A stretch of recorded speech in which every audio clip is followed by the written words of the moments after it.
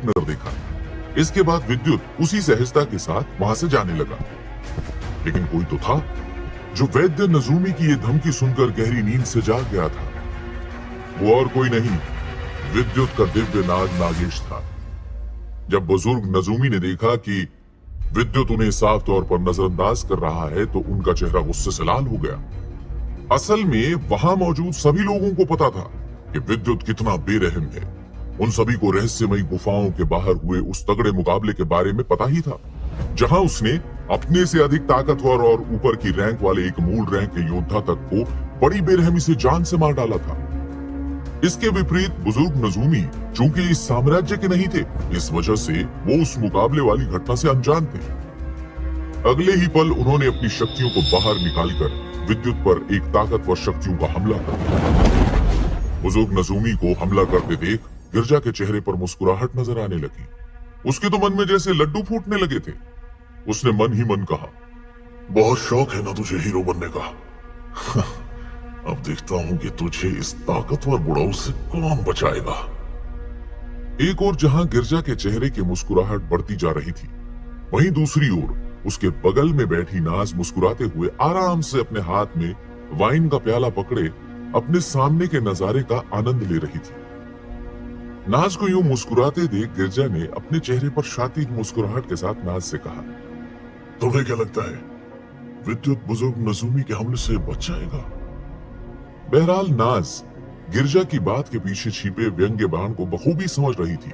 उसकी बात सुनकर नाज ने बड़े ही खूबसूरत अंदाज में कहा, गिरजा, तुम्हें इतना ज्यादा खुश होने की जरूरत नहीं है। उस लड़के की काबिलियत गुफा से बाहर आने के बाद काफी बढ़ गई है। वैसे गिरजा, क्या तुम इतनी जल्दी भूल गई कि तुम्हारे दल के बुजुर्ग शाकाल का क्या हाल हुआ था? भले ही विद्युत का रैंक इस वक्त एक अजय स्तर का है, लेकिन तुम भूल गए शायद इसी कम रैंक वाले योद्धा ने चारों ताकतवर दलों के लीडर को पीछे हटने पर मजबूर कर दिया था। इतना ही नहीं, उनमें से एक दल के लीडर शायद अग्नि थे। उन्हें तो तुम जानते ही हो गिरजा। ऐसा कहते हुए मिस नाज ने अपने चेहरे की मुस्कुराहट से यह साफ जाहिर कर दिया था कि वो सीधे तौर पर गिरजा का मजाक उड़ा रही है। मिस नाज की बात सुनकर गिरजा का चेहरा शर्म और गुस्से से लाल हो गया। उसने अपनी बड़ी आंखों से घूरते हुए नाज को देखा और कहा, तुम्हारी हिम्मत कैसे हुई मेरे बाबा और अग्नि दल के लीडर का मजाक उड़ाने की? और इससे आगे गिरजा कुछ कहता कि तभी उसकी नजर नाज की आंखों में दिखाई दे रही काली खतरनाक चमक पर पड़ी और उसकी आवाज गले में ही रुक गई। उसे अगले ही पल अपनी गलती का एहसास हो गया। अपने पिता का नाम सुनते ही वो कुछ पल के लिए शायद नाज की शक्तियों को भुला बैठा था, इसलिए ऐसी गुस्ताखी कर बैठा। नाज के आगे देखते ही वो होश में आ गया और खौफ के कारण दांत भींचकर अपनी कुर्सी पर बैठ गया। वहीं दूसरी ओर विद्युत ने जब अपने पीछे आते वैद्य नजूमी के हमले को महसूस किया तो उसने उसे नजरअंदाज करके फौरन अपने शरीर से धरामूल शक्ति को बाहर निकाल लिया और अपने शरीर के ऊपर कवच चढ़ा दिया। इसके साथ ही साथ उसे अपनी शक्तियों से ढक लिया। जैसे ही वहां मौजूद लोगों ने विद्युत के शरीर से निकलती शक्तियों को महसूस किया तो सभी हैरान हो गए, सिवाय मिस नाज के, जो पहले भी मोजाका साम्राज्य की सीमा पर हुए मुकाबले के दौरान विद्युत की धरामूल शक्ति की ताकत देख चुकी थी। विद्युत के शरीर के चारों ओर मौजूद कवच शक्तियों के मामले में काफी कमजोर दिख रहा था, जिसे देख बुजुर्ग वैद्य नजूमी के चेहरे पर विद्युत के लिए तिरस्कार और घृणा नजर आने लगी। तभी वैद्य नजूमी ने तेज आवाज में कहा, लड़के, मुझे यकीन नहीं होता कि तुम मेरी शक्तियों को रोकने के लिए इस मामूली कवच को तैयार करोगे। लेकिन इससे पहले कि बुजुर्ग वैद्य नजूमी कुछ कहते, उनकी हंसी और मुस्कुराहट एक पल में गायब हो गई। उनका चेहरा सफेद पड़ गया और उनके चेहरे पर हैरानी नजर आने लगी। जब उनकी शक्तियों का हमला विद्युत के उस कवच से टकराने के बाद भी उस पर खरोंच भी नहीं डाल पाया था, तभी अचानक एक ठंडी आवाज वहां सुनाई पड़ी। किसने हिम्मत की मेरे दोस्त को जान से मारने की धमकी देने की? ऐसा कहते हुए विद्युत के दिव्य नाग नागेश ने विद्युत की कलाई सोखकर अपना भयानक फन फैला लिया था। नागेश को गुस्से में देख विद्युत के चेहरे पर मुस्कुराहट आ गई और उसने नागेश के सर पर प्यार से सहलाते हुए उसे शांत हो जाने के लिए कहा। आंखों ही आंखों में विद्युत ने नागेश को आश्वासन दिया कि वो वैद्य नजूमी से निपट लेगा। नागेश को परेशान होने की जरूरत नहीं है, वो आराम कर सकता है। विद्युत का इशारा समझकर दिव्यनाग नागेश एक बार फिर से विद्युत की कलाई से लिपटकर सो गया। ये देख तभी बुजुर्ग अधेड़ उम्र के नजूमी सत्ते में आ गए। वो बुरी तरह से बौखला गए और उन्होंने घबराते हुए कहा, यह नहीं हो सकता। तुम्हारे पास धरामूल शक्ति है? यह कैसे हो सकता है? धरामूल शक्ति को काबू करने के लिए किसी भी योद्धा को मूल रैंक का होना जरूरी होता है, वरना यह शक्ति उसके शरीर को तबाह और बर्बाद कर देती है। तुम तो एक अजय स्तर के योद्धा जितने ताकतवर हो, और इसके अलावा तुम्हारे पास एक दिव्य जादुई जानवर भी है। ऐसा होना तो किसी आम लड़के के लिए नामुमकिन ही है। लड़के, आखिर तुम हो कौन और किस दल से हो? अपनी पहचान बताओ। ऐसा कहते हुए बुजुर्ग वैद्य नजूमी ने हैरानी के साथ ठंडी आह भरी। नजूमी के लिए यकीन करना मुश्किल हो रहा था कि इतनी कम उम्र में कोई लड़का धरामूल शक्ति के साथ ही साथ किसी दिव्य जादुई जानवर को भी काबू कर सकता है। वहीं दूसरी ओर विद्युत ने अपने चेहरे पर मुस्कुराहट लाते हुए कहा, देखिए वैद्य नजूमी, मेरी आपसे कोई दुश्मनी नहीं है, और यह मत समझना कि मैं आपकी शक्ति रैंक की शक्तियों से डरता हूं। अगर आपके पास मेरी बताई कोई भी चीज है या आप मुझे वो पाने में मदद कर सकते हैं तो मैं आपकी मदद करने के लिए तैयार हूं, वरना इस बार मैं भूल जाऊंगा कि मुझे यहां किसने और क्यों बुलाया था। असल में नजूमी के हमले से बचने के लिए विद्युत को मजबूरन अपनी धरामूल शक्ति का छोटा सा हिस्सा निकालना पड़ा। हालांकि उसने इसे अपनी शक्तियों से ढक दिया था, लेकिन विद्युत जानता था कि उसके सामने खड़े बुजुर्ग नजूमी भले ही इस वक्त एक परछाई थे, लेकिन उसकी समझ असली बुजुर्ग नजूमी जितनी ही थी। बल्कि यह कहना गलत नहीं था कि उस परछाई में नजूमी का ही दिमाग था। विद्युत अपनी बात कहने के बाद मुड़ा ही था कि तभी नजूमी ने कहा, अरे लड़के, रुको भी, इतनी जल्दी क्या है? देखो, मैं तुम्हें वो चीज तो नहीं दे सकता, बल्कि मैं तो ये कहूंगा कि मैं ही क्या, कोई भी तुम्हें इतनी खास चीज इतनी आसानी से नहीं देगा। शायद तुम जानते नहीं हो, मेरे दल में भी किसी को मूल शक्ति बीज बनाने का तरीका नहीं पता। अभी बुजुर्ग नजूमी ने इतना कहा ही था कि तभी विद्युत के चेहरे की मुस्कुराहट गायब हो गई और उसने अपने कंधे झटकते हुए सपाट लहजे में कहा, देखिए, अगर आपके पास कोई जानकारी नहीं है तो आप अपना और मेरा समय खराब न करें नजूमी जी। मैं उन तीनों चीजों के अलावा और किसी चीज के बदले आपकी मदद नहीं कर सकता। Hari ini saya belikan kereta ni untuk ayah saya. Semalam saya menang hampir 80 juta ringgit main ice fishing. Dapat ikan yang besar, dalam 10 minit duit terus masuk akaun. Kalau saya boleh buat, awak pun boleh cuba. Ya Allah. Terima kasih ayah. मैं उन तीनों चीजों के अलावा और किसी चीज के बदले आपकी मदद नहीं कर सकता। बहरहाल, जब नजूमी ने देखा कि विद्युत तो किसी भी तरह से रुक नहीं रहा, वो तो वहां से जाने लगा है, तो ना चाहते हुए भी उन्होंने तेज आवाज में कहा, देखो लड़के, अगर तुम मेरी मदद करने का वादा करते हो तो भले ही मैं तुम्हें वो चीज नहीं दे सकता, लेकिन तुम्हारा मुझ पर एक एहसान तो हो ही जाएगा। और एक शक्ति रैंक के वैद्य पर एहसान करने का मतलब तो तुम जानते ही होंगे। और हाँ, मैं कुछ ऐसा जानता हूं जो तुम्हारी बहुत मदद कर सकता है। वैद्य नजूमी ने हड़बड़ाते हुए जल्दी से कहा। इस वक्त नजूमी को इस बात की कोई फिक्र नहीं थी कि उसके आसपास खड़े जवान पीढ़ी के योद्धा उसकी ये हरकत देख उसके बारे में आखिर क्या सोचेंगे। असल में नजूमी का शरीर अंदरूनी तौर पर बहुत बुरी तरह जख्मी था, जिस वजह से वो अभी इस काबिल भी नहीं था कि अपने दल इस परछाई को बनाया था ताकि वो कुछ ताकतवर लोगों की मदद से अपने लिए दवा तैयार कर सके। वहीं नजूमी की बात सुनकर विद्युत ने एक पल मन ही मन सोचा और कहा, ठीक है नजूमी जी, मैं आपके इस सौदे के लिए तैयार हूं, लेकिन एक बात याद रखना, अगर आप अपनी बात से मुकरे तो भले ही आपका दल पूर्वी दल का सबसे ताकतवर दल क्यों ना हो, मैं आपका पीछा नहीं छोड़ूंगा। ऐसा कहते हुए विद्युत मुस्कुरा रहा था, वो भी तब जब एक शक्ति रैंक के योद्धा के सामने बोलने की किसी मूल रैंक के योद्धा की भी हिम्मत नहीं होती थी। लेकिन नजूमी ये देखकर हैरान थे कि ये बात उससे एक अजय स्तर के मामूली योद्धा ने कही थी। अगर किसी को यह पता चल जाता कि एक शक्ति रैंक के योद्धा ने एक अजय स्तर के योद्धा के आगे मजबूर होकर सौदा किया है, तो बुजुर्ग नजूमी की बहुत बेइज्जती होती। वहीं अपने सामने खड़े इतनी कम उम्र के उस लड़के को देखकर अधेड़ उम्र के बुजुर्ग नजूमी ने मुस्कुराकर कहा, लड़के फिक्र मत करो, मैं शक्ति रैंक का योद्धा हूं और एक योद्धा होने के नाते मैं ज्यादा दिन तक किसी का एहसान नहीं रखता। वहीं नजूमी को राजी होते देख विद्युत ने भी राहत की सांस ली और मन ही मन कहा, एक शक्ति रैंक के वैद्य पर एहसान। सच में यकीन नहीं होता कि इतने ताकतवर होने के बावजूद भी इन्हें मेरी मदद की जरूरत पड़ गई। असल में विद्युत पहले ऐसा नहीं सोचता था, क्योंकि उसके साथ आचार्य थामा थे जो उसकी मदद के लिए हमेशा तैयार रहते थे। लेकिन अब जब आचार्य थामा जख्मी हो गए हैं, तो विद्युत को डर था कि इस दौरान अगर किसी ताकतवर इंसान ने उस पर हमला किया तो शायद उससे अपनी जान तो वो बचा लेगा, लेकिन आचार्य थामा को नहीं बचा पाएगा। और अगर कोई शक्ति रैंक का योद्धा उसके साथ होगा तो फिर उस पर हमला करने की हिम्मत आखिर कौन करेगा।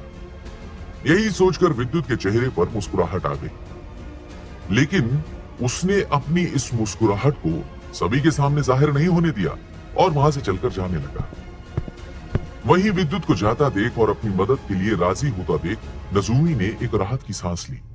असल में नजूमी ने विद्युत से डरकर उसकी मदद के लिए हाँ नहीं की थी, बल्कि वो तो जब उसने विद्युत को धरामूल शक्ति का इस्तेमाल करते देखा और फिर उसके साथ ही दिव्य जादुई जानवर नाग को देखा, तो उसे समझ आ गया कि दवा तैयार करने के दौरान अगर धरामूल शक्ति और दिव्य नाग का स्वामी उसकी रक्षा करेगा तो शायद उस कवच के होने के बाद नजूमी को बाहरी खतरे की कोई चिंता नहीं होगी और वो अपना पूरा ध्यान दवा बनाने पर लगा पाएंगे।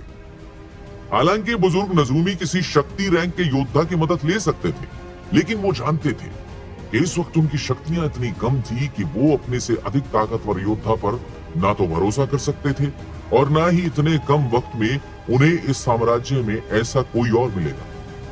साथ ही उन्हें उन लोगों का डर था जिन्होंने उन पर पीछे से हमला करके उन्हें जख्मी कर दिया था जब वो अपने लिए वो खास दवा तैयार कर रहे थे। वहीं दूसरी ओर विद्युत ने सराय से बाहर कदम रखा ही था कि एक बार फिर उसे वही शक्तियां महसूस हुई। विद्युत को फिर उसी सफेद कपड़े पहने हुए नकाबपोश का ख्याल आया। विद्युत संभलता या कुछ समझ पाता कि उससे पहले ही किसी ने उस पर पीछे से हमला कर दिया। किसने पीछे से हमला किया विद्युत पर? क्या शुरू होने से पहले ही खत्म हो गई विद्युत की कहानी? आखिर कौन है ये बुजुर्ग वैद्य नजूमी? अगर आप हैं फैंटेसी कहानियों के दीवाने तो ये कहानी मोजाका साम्राज्य की सराय में वैद्य नजूमी से मामला सुलझने के बाद विद्युत सभी को नजरअंदाज करते हुए तेज रफ्तार में सराय से बाहर निकल गया। सराय से बाहर आते ही किसी ने उस पर पीछे से हमला करने की कोशिश की, लेकिन अब विद्युत काफी ताकतवर और तेज रफ्तार वाला योद्धा बन चुका था। उसकी किसी भी प्रतिक्रिया से पहले ही पलक झपकते ही धरामूल शक्ति ने विद्युत के शरीर से बाहर निकलकर उसके चारों ओर एक कवच तैयार कर दिया था। वो हमला सीधे आकर उस कवच से टकराया कर दिया था। वो हमला सीधे आकर उस कवच से टकराया और नाकाम हो गया। विद्युत ने पलट कर देखा तो ये वही सफेद कपड़े वाला नकाबपोश था। उसने उसे पकड़ने की कोशिश की, लेकिन अपना हमला नाकाम होते ही वो नकाबपोश एक परछाई की तरह वहां से गायब हो गया। ऐसा होते ही विद्युत हैरान रह गया। विद्युत ने अब वहां और रुकना ठीक नहीं समझा और वो तेज रफ्तार में रहस्यमयी दरवाजा दल की ओर बढ़ने लगा। विद्युत उस हमले के बाद काफी चौकन्ना और सावधान हो गया था। विद्युत अपनी शक्तियों से इधर उधर देखते हुए तेजी से चल रहा था, लेकिन अब वो आसपास किसी की शक्तियों को महसूस नहीं कर रहा था। उसने मन ही मन कहा, न जाने वो कौन था, क्यों वो मुझ पर हमला कर रहा था, क्यों मुझे उस ताकतवर इंसान की शक्ति का एहसास हुआ, लेकिन मैं उसको ढूंढ नहीं पा रहा। कहीं वो इंसान मुझसे ज्यादा ताकतवर तो नहीं है, लेकिन मेरी जान पहचान में ऐसा तो कोई नहीं जो मुझसे ज्यादा ताकतवर हो। ये मुकाबले में शामिल होने वाला कोई योद्धा तो नहीं हो सकता, क्योंकि नियमानुसार कोई योद्धा मुकाबले से पहले किसी दूसरे योद्धा पर हमला नहीं कर सकता। फिर आखिर कौन है ये? विद्युत ने अब उस बात को नजरअंदाज करने का निश्चय किया। उसने अपने मन में कहा, मैं अच्छी तरह से जानता हूं कि मेरी बढ़ी हुई शक्तियां अकेली नहीं आई हैं। वो अपने साथ बहुत से नए दुश्मनों को भी लेकर आई हैं। और अब तो ये सब लगा ही रहेगा। बेहतर यही होगा कि मैं अब मुकाबले पर ध्यान केंद्रित करूं। चलते हुए उसका ध्यान अपने हाथ में लिए उस कागज पर गया। असल में जब विद्युत को आचार्य थामा ने वो कागज थमाया था तो उसको समझ नहीं आ रहा था कि जब ये जड़ी बूटियां उसे मिलेंगी तो वो उन्हें पहचानेगा कैसे। लेकिन सराय में जब वो बुजुर्ग वैद्य नजूमी से मिला तो उसकी सारी परेशानी दूर हो गई। और अब उसके पास भले ही वो जड़ी बूटियां नहीं है, पर वो जानता था कि वैद्य नजूमी की मदद से वो उन जड़ी बूटियों को कम समय में ढूंढ पाएगा। तभी विद्युत ने मन ही मन कहा, जो भी हो, मोजाका साम्राज्य का ये सफर मेरे लिए थोड़ा मुश्किल तो है, लेकिन मुझे फायदा भी बहुत मिला है और मेरी शक्तियां भी बहुत अधिक बढ़ी हैं। ये सब सोचते हुए उसके चेहरे पर मुस्कान थी। वो तेज रफ्तार के साथ रहस्यमयी दरवाजा दल के पास जाकर रुका और अपना चेहरा ढककर वहां से जाने लगा। असल में विद्युत को मिस रोजी ने बताया था कि आज साम्राज्य में जश्न का माहौल रहेगा और साम्राज्य के बाहर से आए बहुत से लोग रहस्यमयी दरवाजा दल के मुकाबले के मैदान में आएंगे। रहस्यमयी दरवाजा दल में मुकाबले से पहले योद्धाओं के सीखने और एक दूसरे से अभ्यास करने के लिए एक खास मंच बनाया गया था, जिसमें शक्तिशाली 5वें रैंक के 5 अलग अलग मूल शक्तियों के जादुई शक्ति पत्थर लगाए थे, जिससे कोई भी योद्धा उस मंच पर अगर मुकाबला करेगा तो वो मंच अपने आप एक शक्ति कवच का निर्माण कर देगा और उन 5 जादुई मूल शक्ति पत्थरों से बना कवच किसी मूल रैंक वाले शक्तियों के कवच जितना ही ताकतवर होगा। इसलिए साम्राज्य के बाहर से मुकाबला देखने आने वाले लोग अगली सीट के लिए काउंटर से टिकट खरीद रहे थे। ये सभी विद्युत की तरह जवान पीढ़ी के योद्धा थे। तभी विद्युत ने मुकाबले के मैदान के पास खुली जगह में कुछ देखा तो वो वहीं रुक गया। असल में विद्युत रहस्यमयी दरवाजा दल के महल में घुसने ही वाला था कि तभी उसने देखा कि 2 योद्धा खुले मैदान में लड़ने लगे थे। उनमें से एक योद्धा मोटा था और शांत खड़ा था, लेकिन उसके सामने एक ताकतवर और हट्टा कट्टा जवान योद्धा खड़ा था।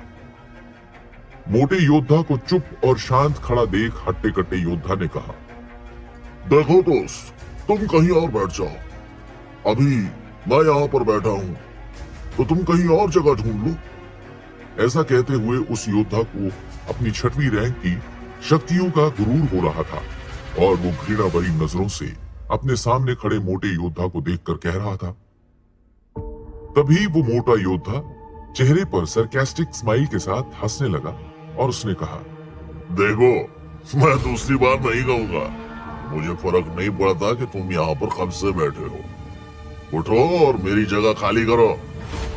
उसे देखकर विद्युत ने हैरानी से खुद से कहा, ये मोटा लड़का तो सिर्फ 4 चक्र जागृत योद्धा है, लेकिन इसकी आंखों में तो एक जानलेवा चमक नजर आ रही है। विद्युत हालांकि जानता था कि कुछ खास हमलों के साथ कुछ लोग अपनी शक्तियां बढ़ा लेते हैं, लेकिन 4 चक्र जागृत और 6 चक्र जागृत योद्धा की शक्तियों में जमीन आसमान का फर्क होता था। लेकिन तभी वो मोटा लड़का अपनी शक्तियों की मदद से अचानक वहां से गायब हो गया और अगले ही पल उस हट्टे कट्टे योद्धा के सीने पर एक जोरदार शक्तियों से भरा मुक्का लगा।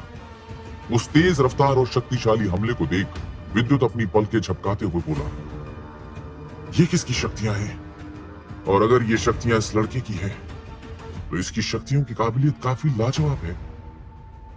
लेकिन तभी विद्युत को किसी की शक्तियां महसूस हुई और वो बोला, बुजुर्ग वेताल, माफ करना, मुझे आपको पहचानने में थोड़ा वक्त लगा। बहरहाल जब बुजुर्ग वेताल ने देखा कि विद्युत ने उनकी शक्तियों को महसूस कर लिया था तो उन्होंने हैरानी के साथ कहा, विद्युत, यकीन नहीं होता कि तुम शक्तियों को पहचानने लगे हो और तुम्हारी शक्तियां भी ताकतवर होती जा रही हैं। एक ओर जहां बुजुर्ग वेताल विद्युत से बातें कर रहे थे, लेकिन वहीं दूसरी ओर विद्युत का ध्यान तो सिर्फ अपने सामने खड़े उस मोटे लड़के पर था जो अचानक तेज रफ्तार में वहां से गायब हो गया। वहीं विद्युत को इधर उधर ध्यान देते देख बुजुर्ग वेताल ने कहा, क्या हुआ विद्युत, तुम किसी को देख रहे हो? ऐसा कहते हुए उनके चेहरे पर भले ही मुस्कुराहट थी, लेकिन उनकी नजरें विद्युत के परेशान चेहरे को देख रही थी, जिसे देख वो बोले, देखो विद्युत, हम रहस्यमयी दरवाजा दल में हैं और मैं इस दल का बुजुर्ग भी हूँ। तो अगर तुम्हें कोई परेशानी है तो तुम मुझे बता सकते हो। क्या पता मैं तुम्हारी कुछ मदद कर दूं। ऐसा कहते हुए भले ही उनके चेहरे पर मुस्कुराहट थी, लेकिन उनकी आवाज गंभीर थी, जिसे महसूस कर विद्युत ने उनकी ओर देखा और मुस्कुरा कर बोला, क्या आपको कोई जानी पहचानी और ताकतवर शक्ति महसूस हुई? असल में जब मैं पराशक्ति दल के लीडर की बेटी हरमाइनी की सराय से वापस आ रहा था, तो मुझे एक जानी पहचानी शक्ति महसूस हुई। उस शक्ति ने मुझ पर हमला करने की कोशिश भी की, लेकिन जब तक मैं उसे देख कुछ करता, वहां कोई नहीं था। लेकिन मुझे पूरा यकीन है कि कोई मुझ पर नजर रख रहा है। विद्युत की गंभीर आवाज सुनकर बुजुर्ग वेताल ने कहा, लड़की, ये तो बड़ी ही अजीब बात है। आमतौर पर यहाँ ऐसे ताकतवर लोग नहीं आते, क्योंकि सभी दलों के ताकतवर लीडर और बुजुर्गों ने कुछ लोगों को मोजाका साम्राज्य की चारों दिशाओं पर नजर रखने के लिए कहा है। लेकिन अगर तुम कह रहे हो तो जरूर वो इंसान एक ताकतवर योद्धा होगा, एक मूल रैंक या उससे ऊपर का योद्धा ही इस तरह अपनी शक्तियों को छुपाने की काबिलियत रखता है। अभी बुजुर्ग वेताल की बात खत्म भी नहीं हुई थी कि तभी विद्युत ने एक और बात कही, अभी मैंने दो लोगों को एक मामूली सी जगह के लिए लड़ते हुए देखा। क्या मोजाका साम्राज्य में कानून व्यवस्था नहीं है? यहाँ तो सभी फैसले शक्तियों से ही होते हैं। विद्युत की इस छोटी सी परेशानी को सुनकर बुजुर्ग वेताल ने कहा, विद्युत, इतना मत सोचो। असल में मैं भी रहस्यमय दरवाजा दल का बुजुर्ग कुछ समय पहले ही बना हूं और मुझे ज्यादा जानकारी नहीं है।